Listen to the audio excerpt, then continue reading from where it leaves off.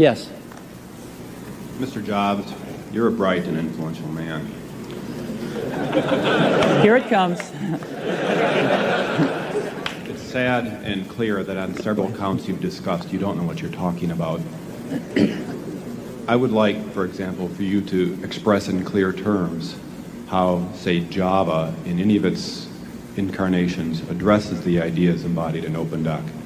And when you're finished with that, perhaps you could tell us what you personally have been doing for the last 7 years.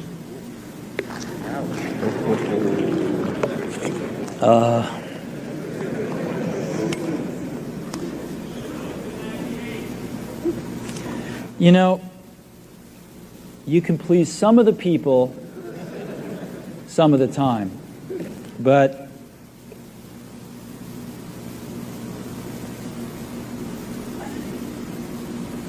one of the hardest things when you're trying to affect change is that people like this gentleman are right in some areas. I'm sure that there are some things OpenDoc does, probably even more that I'm not familiar with, that nothing else out there does. And I'm sure that you can make some demos, maybe a small commercial app that demonstrates those things. The hardest thing is, how does that fit in to a cohesive, larger vision that's going to allow you to sell $8 billion, $10 billion of product a year?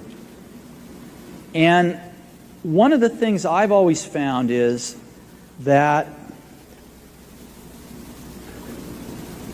you've got to start with the customer experience and work backwards to the technology. You can't start with the technology and try to figure out where you're going to try to sell it. And I've made this mistake probably more than anybody else in this room. And I've got the scar tissue to prove it. And I know that it's the case.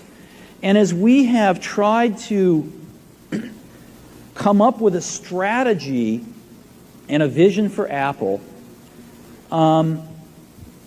it started with what incredible benefits can we give to the customer? Where can we take the customer? Not starting with, let's sit down with the engineers and figure out what awesome technology we have, and then how are we going to market that? And I think that's the right path to take. I remember with the laser writer, we built the world's first small laser printer, as you know, and there was awesome technology in that box. We had the first Canon cheap laser printing engine in the world, in the United States here at Apple. We had a very wonderful printer controller that we designed. We had Adobe's PostScript software in there. We had AppleTalk in there. Just awesome technology in the box. And I remember seeing the first printout come out of it and just picking it up and looking at it and thinking, you know, we can sell this. Because you don't have to know anything about what's in that box. All we have to do is hold this up and go, do you want this? And if you can remember back to 1984, before laser printers, it was pretty startling to see that. People went, whoa, yes. And that's where Apple's got to get back to. And, you know, I'm sorry that OpenDoc's a casualty along the way, and I readily admit there are many things in life that I don't have the faintest idea what I'm talking about. So I apologize for that too. But there's a whole lot of people working super, super hard right now at Apple. You know, Avi, John, Garino, Fred. I mean, the whole team is working, burning the midnight oil, trying to, and people, you know, hundreds of people below them, to execute on some of these things, and they're doing their best. And I think that what we need to do, and some mistakes will be made, by the way. Some mistakes will be made along the way. That's good, because at least some decisions are being made along the way. And we'll find the mistakes, we'll fix them.